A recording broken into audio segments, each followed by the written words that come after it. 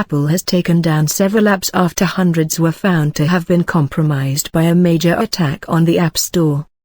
In the first significant security issue to affect the usually watertight App Store for the iPhone and iPad, many were found with malicious XcodeGhost code inside of them. The code found its way into the apps because developers had been tricked into using a modified version of Apple's official software for creating apps, known as Xcode. The code was deeply embedded in the apps, which made it through the Apple reviewers who check every app before they are made available to download.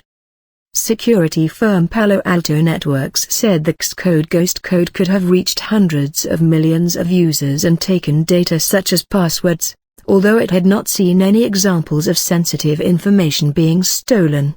It said only 5 App Store apps had previously been found to be malicious. The malicious software was hosted on Chinese website Baidu, and thus is believed to largely affect apps in China. Some developers download Xcode from unofficial sources in China because it can reportedly take a long time to get it from Apple's servers. Tencent, the owner of the popular Chinese social network WeChat, said that a preliminary investigation had found no evidence of data being leaked or stolen, and that its most up-to-date version of the WeChat app was not affected. However, apps that are available outside of China can also be affected. Camcard, which scans business cards and imports them into a phone's contacts, is said to have been affected, while WeChat is used around the world, not just in China. Several other scanner apps are among a list of affected software. Qihoo 360, a Chinese security firm, said it had found 344 apps affected by XcodeGhost.